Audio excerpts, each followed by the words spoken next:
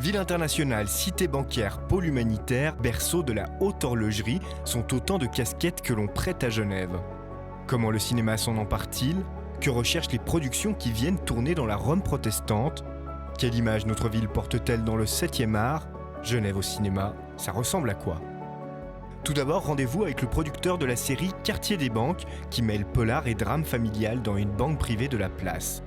Pour cette série romande au casting international, les scénaristes ont choisi de dépeindre une ville à l'allure exclusive. Genève a été souvent filmée par plutôt le cinéma d'art et d'essai avant, et puis plutôt toujours d'une même façon, parfois même par des réalisateurs qui ouvertement disaient que Genève c'était une ville qui les intéressait pas beaucoup.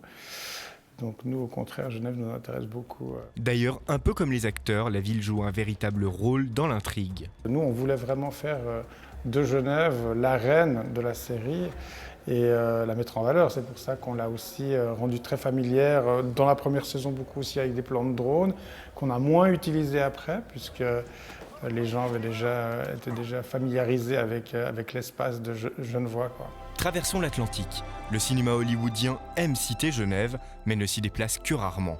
Comme dans cette scène du Loup de Wall Street, où la vue sur la rade a été ajoutée sur fond vert. L'un des derniers tournages destinés à une grosse production s'est déroulé en 2008, pour les besoins du film Angers Démon, adaptation du best-seller de Dan Brown, dont l'intrigue débute au CERN. Rolf Landua est physicien et expert en antimatière.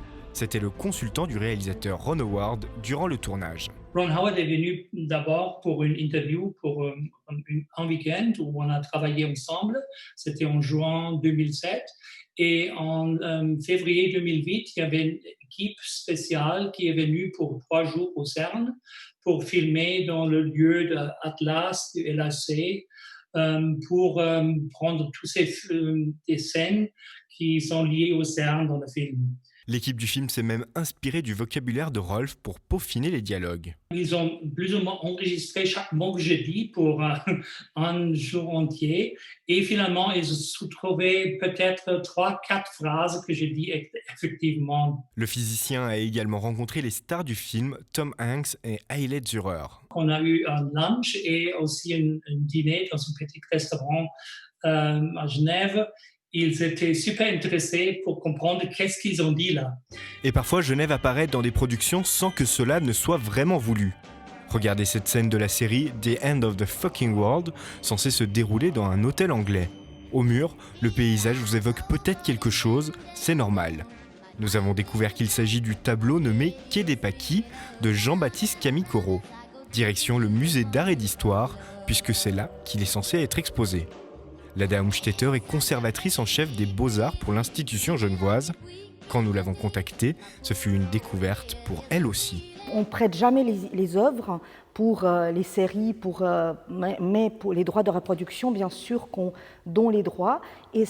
Mais en l'occurrence, cette image-là, on n'a jamais donné les droits. Alors que s'est-il passé ? Visiblement, c'est lié avec un photographe qui est passé à travers les salles et fait des photos, parce qu'on permet aux visiteurs de faire les photographies de nos œuvres. C'est un peu délicat au niveau des droits que cette image s'est trouvée dans cette série sans passer par nous. Mais au fond, ce n'est pas grave, parce qu'on est le musée public et c'est les œuvres qui sont pour tout le monde. Et pourquoi pas, dans ces circonstances aussi, pour amener ces images aux autres publics. On en déduit donc qu'on a une belle région.